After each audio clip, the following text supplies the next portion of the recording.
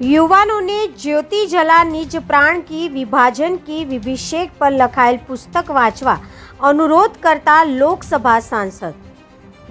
विभाजननी वेदनाने स्मरीए, बलिदानने नमन करिए। राज्यसभा सांसद। છોટાઉદેપુર આંબેડકર ભવન ખાતે વિભાજન વિભીષિકા સ્મૃતિ દિવસનો કાર્યક્રમ યોજાયો।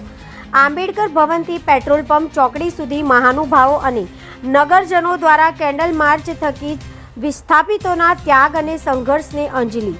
દેશના વિભાજન સમયે લાખો નાગરિકોએ વેઠેલી અસહ્ય પીડા, માનસિક આઘાત અને અકાળે થયેલા વિસ્થાપનની કરુણ સ્મૃતિઓને યાદ કરી વિસ્થાપિતોના અપ્રિતમ ત્યાગ, અડગ મનોબળ અને સંઘર્ષને શ્રદ્ધાંજલિ આપવા માટે છોટાઉદેપુરમાં આંબેડકર ભવન ખાતે વિશેષ વિભાજન વિભીષિકા સ્મૃતિ દિવસ 2026ની સ્મૃતિ કાર્યક્રમ યોજાયો હતો।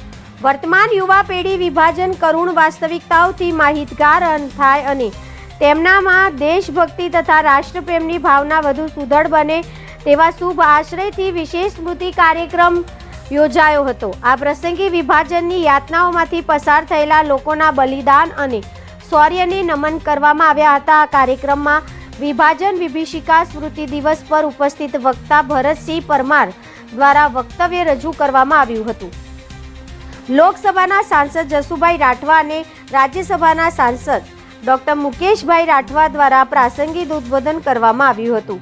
લોકસભા સાંસદ જસુભાઈ રાઠવાએ યુવાનોને જ્યોતિ જલા નિજ પ્રાણ કી વિભાજન કી વિભીષિક પર લખાયેલું પુસ્તક વાંચવા અનુરોધ કર્યો હતો। મહાનુભાવો અને નગરજનોએ વિભાજન વિભીષિકા પર આધારિત શોર્ટ ફિલ્મ અને શાળાના બાળકો દ્વારા પ્રસ્તુત નાટક નિહાળ્યું હતું। આ પ્રસંગે ઉપસ્થિત સૌએ 2 મિનિટનું મૌન પાડી શ્રદ્ધાંજલિ આપી હતી। આ કાર્યક્રમ પૂર્ણ થતાં આંબેડકર ભવનથી પેટ્રોલ પંપ સુધી ચોકડી સુધી ભાવાત્મક કેન્ડલ માર્ચ યોજવામાં આવી હતી। આ કેન્ડલ માર્ચમાં સ્થાનિક અગ્રણી અને મોટી સંખ્યામાં નાગરિકો જોડાઈને વિભાજનના વિસ્થાપિતો પ્રત્યે પોતાની સંવેદના વ્યક્ત કરી ભાવાંજલિ અર્પણ કરી હતી। ભાવભીની અંજલિ અર્પણ કરી હતી। આ કાર્યક્રમમાં જિલ્લા પંચાયત પ્રમુખ ઉપેન્દ્રભાઈ રાઠવા, ધારાસભ્ય રાજેન્દ્રસિંહ રાઠવા, ધારાસભ્ય જયંતિભાઈ રાઠવા, જિલ્લા કલેક્ટર ગાર્ગી જૈન, જિલ્લા વિકાસ અધિકારી સચિન કુમાર, મદદનીશ કલેક્ટર મુસ્કાન ડાંગર સહિતના જિલ્લા પદાધિકારી ઉપસ્થિત રહ્યા હતા। વિભાજન વિભીષિકા દિવસ સ્વતંત્ર 15મી ઓગસ્ટ પહેલાં એની પૂર્વ સંધ્યાએ દર વર્ષે ઉજવવામાં આવે છે। દેશના વડાપ્રધાન નરેન્દ્રભાઈએ આ પરંપરા શરૂ કરી છે, એટલા માટે શરૂ કરી છે કે આ દેશનું વિભાજન વખતની જે વિભીષિકા હતી એ આ દેશની નવી પેઢી જાણે, એની કરુણતા સમજે અને આવનારા ભવિષ્યમાં આ દેશમાં આવું કદી ન બને એટલા માટે આ પરંપરા શરૂ થઈ છે। દેશભક્તિ સાથે આ જોડાયેલો ભાવ છે, ત્યારે આવનારા સમયમાં પણ નવી જનરેશન, નવી પેઢી આનાથી માહિતગાર થશે અને ભારતને વિશ્વગુરુ બનાવવા તરફના સંકલ્પ સાથે આગળ વધશે। એ ભાવ સાથે આ વિભીષિકા દિવસ ઉજવવામાં આવે છે।